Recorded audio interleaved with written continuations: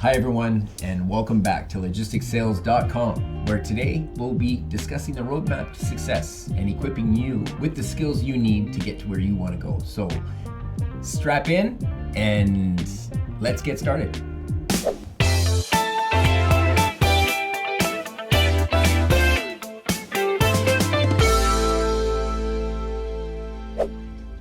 Hi everyone, and welcome back. Today, we're going to talk about the roadmap to success, navigating from point A to point B.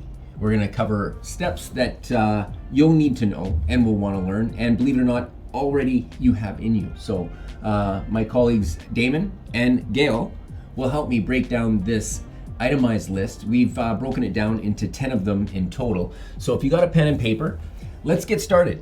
And we're going to start off with Gail to discuss the crafting the client profile. Thanks very much, Dean. So we wanted to make sure that we outlined it into like 10 very simple steps for you guys to follow, just to break it down and make it much more digestible.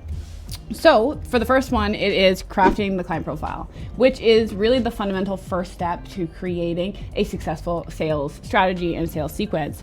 And there are lots of other topics that we will delve into, but some of the main ones that we wanted to mention are things like setting up goals and metrics. So finding out what kind of customers that you are looking to go after and what kind of metrics you need in order to find out and discover who and what types they are. Then understanding your ideal customer or ideal client. You really need to have an understanding of what kind of company you want to work for or what kind of person you want to work for. So figuring out what's the ideal client for the type of business that you're working for or the type of service or product that you're trying to sell. And then outlining your negotiables and non-negotiables. And this is one of my favorites because when you're doing sales, you really get to start diving into the things that you want in your book of business and the things that you don't want. So like for myself, it's really looking into the types of personality traits and what kind of customers that I have and finding out, do they align with my values? And if they do, that's awesome. Then I know that I can build really strong partnerships. And if they maybe don't quite line up with those values, maybe they're not the ideal customer for me. And that's okay. And that's something that we're going to be able to really dig in and show you guys. And then just defining your value, figuring out if you are the person selling these products, what value can you bring to them? And how is it going to apply to your ideal customer? I think it's a great first step. I think to make it real for everybody else, what this allows you to do is start expanding your mind and start seeing the opportunities of where am I going to focus this? How am I going to do this? And in order to do that, you got to at least go with one step and say, okay, hey, let me just start exploring this and let's see what it leads to. And I think that's great because it actually outlines for you and helps you visualize what you're actually going to be able to do. Yeah, that's right. And it brings us right to our second point. So if you're writing these down now, we're going to talk about navigating job opportunities in our episodes to come too. So with that, you're going to dive into assessing your skills and your interests because, when you're looking to craft that client profile and understand your negotiables and going through everything, every step leads into the next one. And with this one, when you're assessing your skills and interests, you're going to find what motivates you. And if you're here listening, already we know you have greater things in store for you and your family, whatever your motivation is, whatever that why is that has you here. Know that a lot of these skills that we're going to discuss, you already have in you. And we talked about it a while back about, you've been doing sales your whole life. You just didn't even know it yet. And it's true. And with that, we're going to help you research these opportunities, and they're out there. So depending on what you're interested in doing, and you want to, strengthen your skills in sales, you need to find out, what opportunities kind of align, kind of like with your clients, align with your own interests and what you represent, and you want to get into that win-win, and it's very important. Yeah, I think that's why a lot of our viewers are watching logisticsales.com is because they want to see what opportunities do exist for us. What can we actually do? How do we actually make something viable out of this? How do we learn this skill set and find the right job opportunity? It becomes so vitally important but you never know what's really out there until you start exploring it, right? Right. Yeah, and we know for many of you guys, that might be your first question now that you've decided, okay, I want to learn more about sales. I want to really try and work on my skill sets and pursue an opportunity in sales. The first question for a lot of you might be, okay, now where do I apply it? And so hopefully this will help to teach you how to look at different opportunities, to look at different companies and organizations, and really find a good fit for yourself. Yeah. And that brings us to our third point. And Damon, you're going to talk about establishing sustainable relationships. Thanks, Dean. So establishing sustainable relationships. Sustainable, and what we refer to by sustainable is relationships that are going to be long lasting. And how do we build that foundation? A foundation that's solid, that allows us to be able to serve and create these win-win dynamics for our customers and also the clients. How do we create situations that are defined with a clear objective? Do we know what we're going to be doing? Do we know how we're going to go after it? So knowing that helps us establish that relationship, makes it clear for communication. And we want to be able to teach you on how to create like clear value propositions too. Like, okay, well, what qualities can you bring to that employer? How are you going to get that job? And how are you going to be able to outline that? And so something that I see typically is a lot of people will hand out resume after resume, but resumes nowadays are so bland. I mean, for people that have gone through job searches, I've heard stories about people handing out, hundreds of resumes, and we get messages about, hey, I've been trying to apply for a job for 2 to 3 months and I can't find an employer. And the reason is because you haven't been able to show value. So we're going to teach you that, because someone that's valuable is easily employable, right? So once you build the skill sets, then now if you know how to leverage those skill sets, you'll be able to get those jobs. And then negotiating mutually beneficial terms. How do we create beneficial terms that's going to benefit both us and the employer? And so a lot of people may not know how to use certain vocabulary or understand their clientele. So when we build those relationships, we're going to teach you how to have those type of conversations and create that for you and the employer as well. And the last one is building trust and open communication. Everything comes down to communication. And if they can't trust you, then the communication is kind of pointless, right? So building that trust in the communication, and that all comes from being authentic.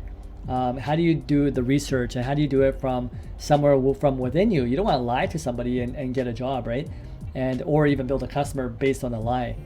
Base it on things that are fundamental to you and your value system.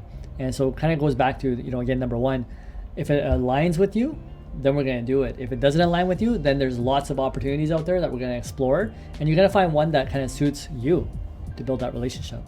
And I think at the end of the day, trust is key. When you are dealing with building relationships, you have to be able to trust the person on the other end. So building that foundation is one of the absolute must-have roadblocks on becoming successful in sales. And we're excited to be able to actually dive into it and teach you guys some really simple tricks to building trust and building a sustainable, long-lasting account.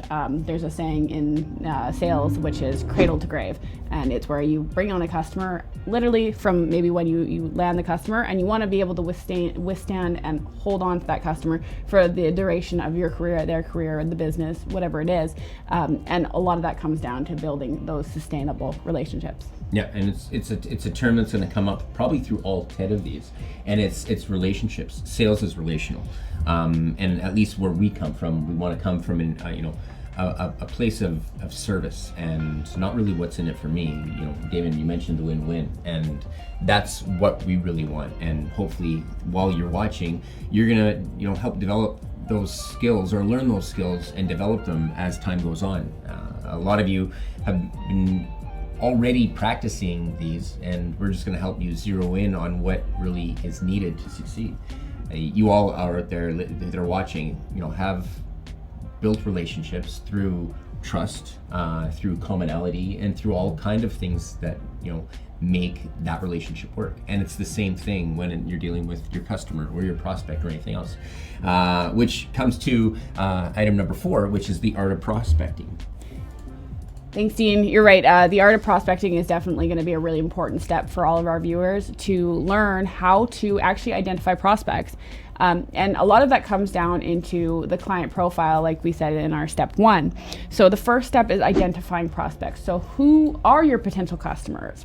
And in order to do that, you're going to have to figure out different lead generation strategies. And that's what we're hoping to show you guys, because there are actually a plethora of different ways for finding leads.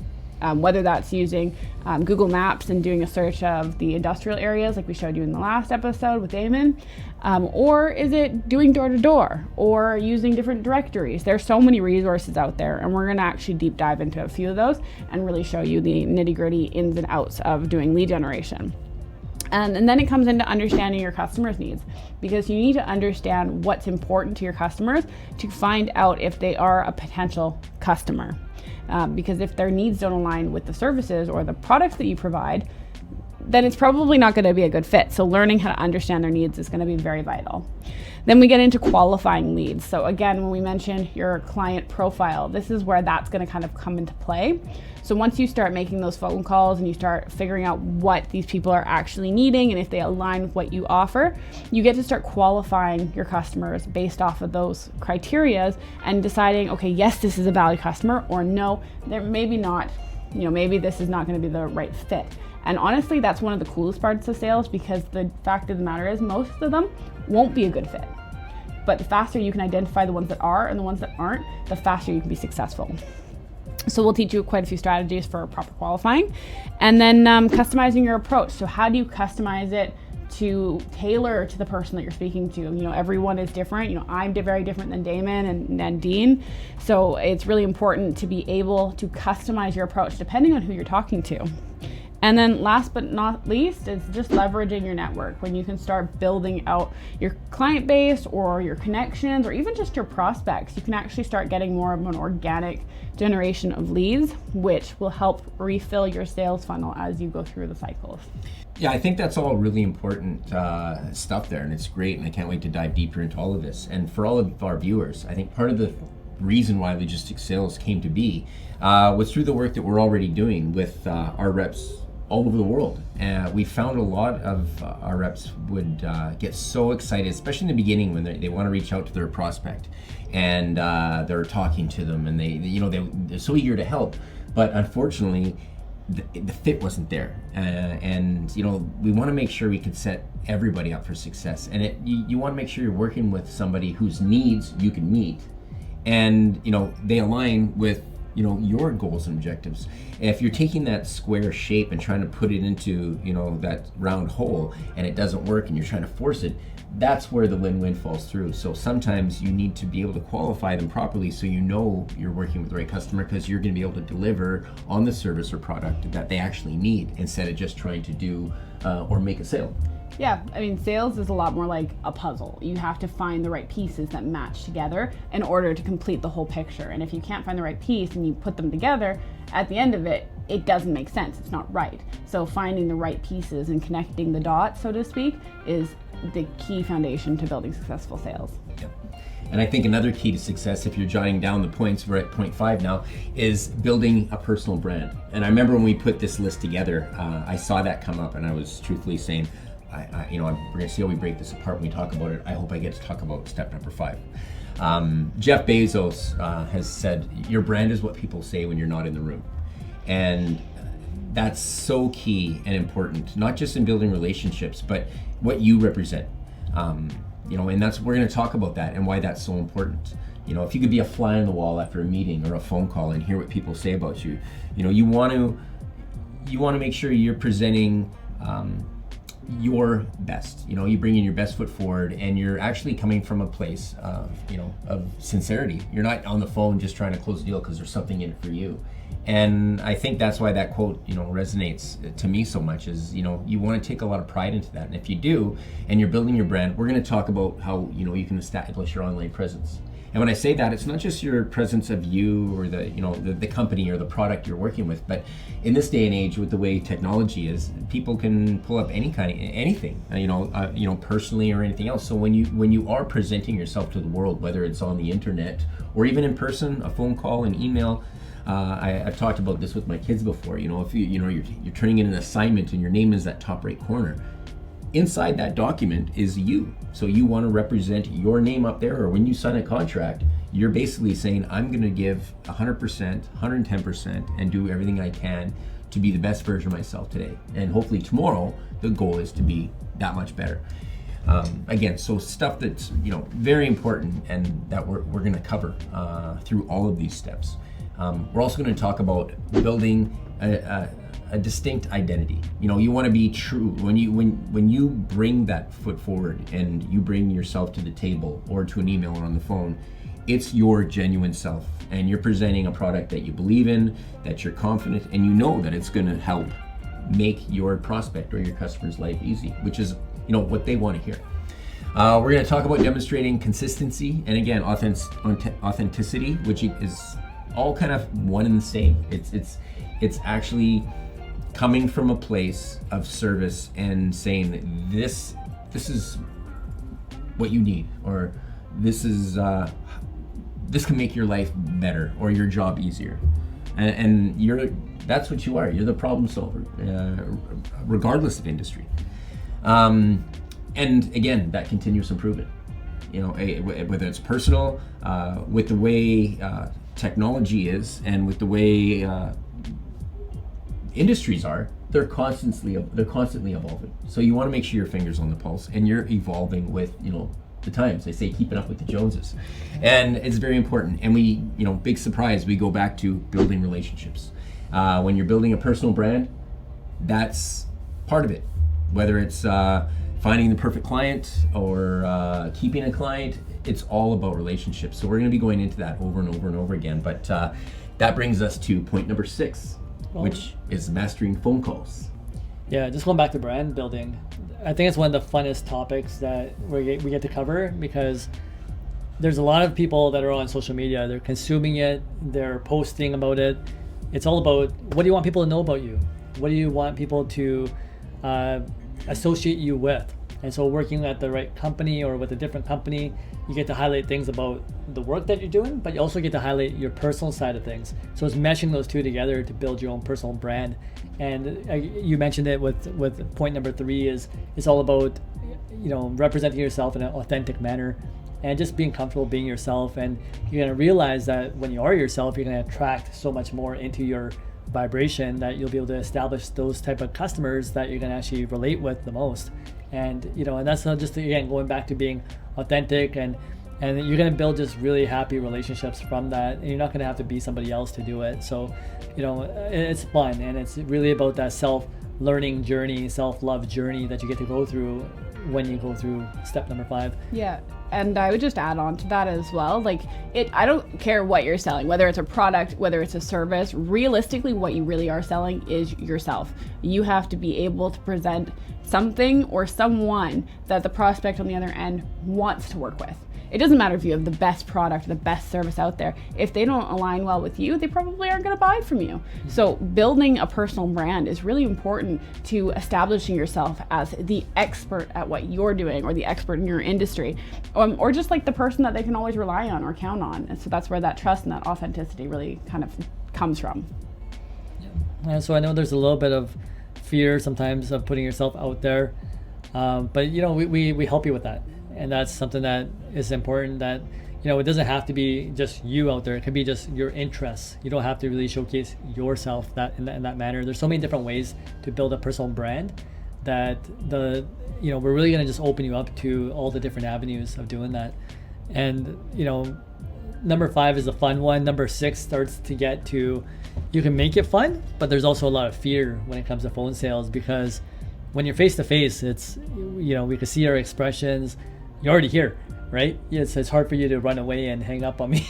But when it comes to phone sales, it's the things that we're going to teach you is how to have that effective communication, how to build that pitch so that you can start talking to people without it sounding like it's a sales pitch, but how can I make it sound like a conversation, right? So if I'm able to find the right icebreakers and the right ways to connect with you, I'll be able to start learning how to communicate with you better and build that relationship. And if I'm talking to you, I also need to learn how to listen. So we teach you about the art of listening, because if we could really listen to our customers, the customers teach us on how to sell them, right? So for example, if I'm talking to you and you say, Damon, I don't have time right now, I say, okay, well, hey, you don't have time. When can we make a better time to communicate or to talk about this, right? So you'll teach me on how to communicate with you. And so I'm not going to sit there and pitch you when I realize that you're busy, right? So the customers are always teaching us, so the art of listening becomes important, right? And then we learn about how to master objections. So objections could be, hey, I don't have time for you right now. Okay, well, no problem. Yeah, we'll have this conversation a little bit later. Is there a good time that works for you? Can I reschedule this call, right? Can we set up a meeting when you do have more time? There's a lot of ways that different objections are going to come up based on the type of work that you may be doing, based on the industry you might be working with, but we'll teach you on how to handle the objections that are specific to those industries. And then technology hacks. We'd only focus on how do we do this, but how do we pick up a phone and call somebody? But hey, is there technology that can help me? Is there ways that I could get better organized, have better leads, be more organized, have better conversations? So there's so many techniques that we'll teach you that are on the tech side that are going to help you. And with AI and everything that's happened nowadays, you'll want to know these techniques so it can accelerate your path to success. And the follow-up, right? So just like anything, we talk about follow-ups. What we say in sales is that it usually takes about 8 times to land a client, and that's usually what the more important that relationship is going to be for you, the more contacts it may require you to build that trust. If it's something like short term, where you're selling like $1 item, a $2 item, something kind of lower scale, you can typically close those transactions within a few minutes, 1 conversation, 2 conversations. But when it comes to a little bit higher ticket items where you have the potential to earn a lot more, it may require a couple extra meetings for you. So yeah, that's the follow-up. And then we're going to teach you how to close like a boss, learn how to make some money, right? You got to learn how to ask and make things happen. And so there's a big fear that comes along with that sometimes, but you're going to have to learn how to ask in multiple ways, and we're going to teach you that. And just know that sometimes asking is as simple as saying, hey man, you want to go out for lunch? Can I get a yes? Please. Let's do something exciting. But yeah, if you learn how to ask in the right way and it comes across in a genuine manner, a lot of people will start saying yes to the different things that you may be asking for. And there's a quote in life that, you only get in life what you ask for. And so if you learn how to ask properly, the things that it may create for you in life in general may be amazing, right? There's so many things you might have gotten in life, but you never had the courage to really ask for it. But when you start learning how to ask in the right manner, you'll be surprised at what you can actually accomplish. Yeah. And I've got to say that sales is cold calling and making sales calls is one of the most fear-inducing thing that you go through, I think, for new sales reps. But when you make it through those first few conversations, once you've made it through that initial hurdle of getting over those first few calls, you learn so much from it. It becomes actually one of the most effective tools to be able to learn how you're doing in sales and how to really perfect your techniques and your skills and to work on your value proposition, and all of these things becomes really, really easy just by going through the processes. And we're going to be with you every step of the way, but it really does start making things make sense. So don't skip it. Phone sales is really, really important. And it honestly, after the first little bit, it becomes quite fun. And you used a really good word, was learn. So you get on the phone and you might get off the phone and you might think you didn't do that great. You can analyze what you did right, what you did wrong, but the most important thing from that whole experience is you learned. And every time you do it, you're gonna learn so much. So we're looking forward to discussing that one. And with that one, there's also the our next step is compelling emails. Yep. So next step is obviously, in the natural progression is how do you craft compelling emails? Because, you've made that phone call. Now what's your next step? 9 times out of 10, you want to be able to send an email off to that person, or sometimes it's a text message, depending on what industry you're in. But we're going to go with emails just for simplicity here. But how do you write a persuasive email? How do you take those bits and pieces from your phone conversation to make the message persuasive? And sometimes it's even just a voicemail that you got, but you still get little nuggets of information that you can utilize to really draft an email that is compelling and persuasive to give somebody an idea of what you offer and what value you can bring to their company. And we're going to teach you many techniques in order to really outline those kind of steps. The next is using research and feedback. So using the research that you get from your conversations, from online, from your industry knowledge, to really provide a comprehensive email that's going to outline what you already have identified as roadblocks or problems or objections for your customer, and giving them the solutions before they even have to ask for it. So that's something we're going to be able to kind of go and dive into a little bit deeper for you. And then the next one is incorporating a call to action. So when you're in sales, call to actions are pretty much everything. If you don't ask, you don't receive. So we always have to include a call to action, and it can be as simple as like, hey, can we set up a meeting? Or, hey, can I get the contact details of the guy that I need to talk to in XYZ department? So it doesn't have to be very complicated, but using call to actions in every interaction are going to be very important for continuing on through your sales sequence, because you don't want it to get stagnant. You don't want it to stall out. And then just making it personalized. You want to make sure that you can add those personal elements, right? We're human, and the person on the other end is human. You know, there's that saying that, you know, we all put our pants on one leg at a time, and you have to kind of incorporate that. You know, we don't want to be robots. We're not ChatGPT. We are human. I mean, we can use some of that to, you know, really incorporate into our sales to make it easier, but we also want to make sure we're including that human element. And then last is just following up strategically. You know, David mentioned it typically takes about 8 touch points in order to land a customer. Sometimes it can be even longer than that, especially the larger organizations you're looking to go after. It can be much longer than that. But having a strategy on how you're going to get those touch points is absolutely essential. And we're going to go through that really in depth with you guys, figuring out different points, whether it's through social media, through email contacts, in person, phone calls, but specifically in the emails directly, having an idea, if I sent this email today, what's my next one going to look like? And then the one after that, and how are they going to respond to this email? Because 9 times out of 10, based off of how you write the email, you can actually predict how they might respond. And a couple things to go along with that, Gail. I know it looks like a lot of steps, but it reminds me of a quote from Jim Rohn. And Jim Rohn says, "Successful people do what unsuccessful people are not willing to do. Don't wish it was easier, wish you were better." And so by learning the skill sets, you actually learn how to become a better salesperson to make it easier. It's not the other way around. If you try to jump into something without knowing the proper steps, you may face a little bit of difficulty. But the successful people are the ones that are willing to learn those habits to become successful and make it easier on themselves, right? Because the more you learn how to do some of these skills, and the better you're going to be. And the other part of these skills, whether it's email or phone, a lot of these skills are done remotely, and you don't necessarily have to be in front of somebody. So it works great for a lot of our audience, which is in different countries around the world. And the way that we train our agents is, again, phone and email. How do you use both of these? And you're going to find your strength. You know, some people are stronger at being on the phone. Some people are stronger at writing something on paper. So there's different skill sets that you're going to get to experiment with to see what works right for you, and to be able to use those skills to show your value to the customers and the clients that you may be working with.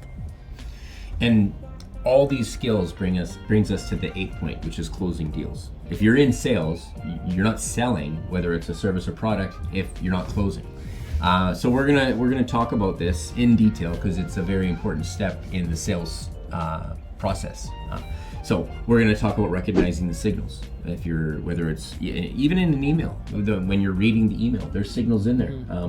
We were talking about feedback, and sometimes the feedback is unspoken, or saying I don't have time. The feedback is I'm very busy, or I have a lot on my plate. Well, good. What can I do to relieve some of that off your shoulders and make your life easier? So it's being able to listen and adopt all those skills that you're already doing. And we're just going to help pull them out and make you a better salesperson. we're also going to talk about addressing objections. They're going to happen. In the world of sales, it's the law of averages. It's on top of the 8 to 12 touches. It's, you have your funnel. If you've got 1,000 in there, you might get 100 touchbacks, 10 serious inquiries, and you might land one. So you're always trying to fill that funnel, keep your funnel full. And it's okay to be objected. Sometimes you learn from it and you find out why. And then you go in, and you might even be objected out because they're not having or experiencing any problems. But if you're still touching and considering what's best for them, and every now and then you reach out with them, they might come into a problem where they're like, oh wait, I remember Damon's been reaching out to me, we have this issue, let me see if he can help me out. So even though it's an objection, it's not over. It's just right now is not the time. So I think objections are just another way for people to get answers. And when we see that people have objections or clients have objections, it's just a way for us to learn and to say, how do we respond to these people? How do we have those answers? And so that repetition of hearing objection, which at first it may sound like, oh man, we got objected and we might want to get upset about this, or sales sucks, it's not for me. But I think the real thing is the more objections we get, the more answers we actually have. And so that's a great way to. Yeah, and I think it really comes down to like a mindset shift. When you can change your mindset from, oh crap, I had another objection, how do I deal with this, to, oh my goodness, I had another objection, now I have something else to go figure out so that I know how to answer this question the next time it comes around. The mindset shift really does come down to a lot of the things we teach come down to mindset.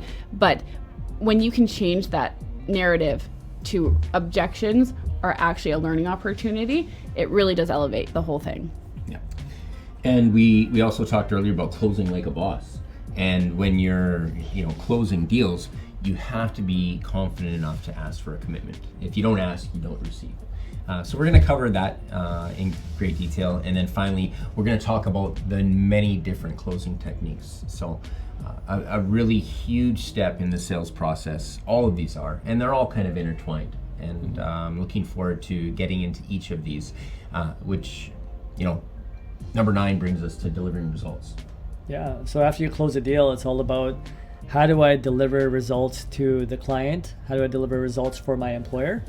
And just going and being able to show yourself. And the first step of that is just setting the service standards. What do you want to showcase about who you are? This is your opportunity to say, hey, you know what? I was the person that put myself forward to try to close this deal with you. Now let me put in the action steps that I'm gonna do to make sure that we deliver on what we say. And so that's identifying the key steps. And this is where a lot of our students, when they come into our classes, they want to know all the steps, right? What paperwork do I need to use when I close a deal? What steps do I need to now follow once I have the sale in process here? So according to the industry, we'll probably teach that, but there's always these key steps that help you visualize the actual process. And then we're also creating feedback loops, listening to, okay, what is that client telling us? What do they really want when it comes to service? There's some people that like to be updated along every single step of the way. There's some people that just say, hey, you know what, as long as the product is here and I get it, that's all that matters. But it's learning what's important to that client, and how do I make sure that I'm able to put everything into place to show the level of service that I can offer this client. And what that kind of leads to is how do I differentiate myself from everybody else? And the reason we want to do that is because we want to repeat that customer. So we're going to teach you hacks and strategies that you can utilize to kind of maintain customers for a longer term. And similar to like the work that we do, we have customers that have been with us for 20 plus years. And so if we teach that to you and how to stand out and how to become different, it's all about how you deliver the service of that product and post follow-up. Yeah, I mean, they talk about, in sales, it's like, here's a pen, go sell it. That's like one of like the first tests that they do in a lot of these like sales programs and whatnot. But it's okay, if I have the same pen as you two do, what makes my pen the better pen for someone to buy? At the end of the day, if the person needs a pen, they're going to buy one. Yeah. But who are they going to buy it from? So really figuring out how to differentiate yourself, so you're the person that they always are going to go to, the person that they're like, I have a problem and I know who's going to solve it. that's what you want to be for your customers. Which brings us into our last point here, which is cultivating repeat business. And that's one of the biggest things for being successful in sales. You want those cradle to grave accounts, the ones that are going to last the duration of your entire career. And that really comes into what we've been talking about this entire episode, building long-term relationships. You have to have relationships that are built on trust, that are built on service, and the ability to communicate. Once you have that, it's really easy to actually maintain them over the years, which comes into one of my favorite things that I really enjoy doing throughout my sales career, and I really enjoy teaching it to other people as well, and it's remembering the little things. There is something so significant about being able to remember things like your customer's dog's name, or how many kids they have, or when their birthdays are, or their anniversaries, and being able to use that within your sales to build a foundation for a relationship. You know, it kind of takes a step back from here's our service, here's our product, here's what we can offer you, and adds that human element. You know, how good do we feel when somebody who you weren't expecting calls you on your birthday? Like it gets you like the warm and fuzzies. Or like if you're getting married and and somebody calls you and is like, hey, you know, have so much fun at your wedding. Like it's going to be great. Like I'm really happy for you. That's going to mean so much. And it really kind of peels back another layer into those relationships. You know, so many people stop at the professional level, but how much deeper can you actually really go into those relationships? And then lastly, we have upselling and cross-selling and leveraging referrals. So with upselling and cross-selling, it's once you've established those relationships, are there other products or services that you provide that may benefit your customer? Won't always be, of course. Like there are some where it's just the one product is perfect for them and that's it. Again, it's qualifying your customers. But if that customer is a good fit for other things that you offer, or you know it's going to help benefit them, their business, why not? Right? Being able to show them the value in additional products or services, and then cross-selling is one of the greatest ways to really continue to build your sales without having to go out and continue, you know, prospecting and bringing in new accounts. It's one of the easiest ways to continue developing your sales. It's because you've already built that trust. Yeah. And so just like we talk about like our phone providers, we're more likely to buy the same phone if we know the level of service that the phone had and had reliability. And once you already buy it, you already know what to expect. And so I think that helps when it comes to like repeat business. How do we just explain that to somebody else? How do we understand that, hey, we've already built that connection. Why don't we just capitalize on it even further? Yep. And then last is just leveraging referrals. Once you've built really strong accounts, they may not be able to give you any additional business. Maybe you've tapped out that potential within that company or that customer. But if they're happy with their service, if they're like, man, Dean's the guy, he's the guy I'm going to call every time I have something coming up.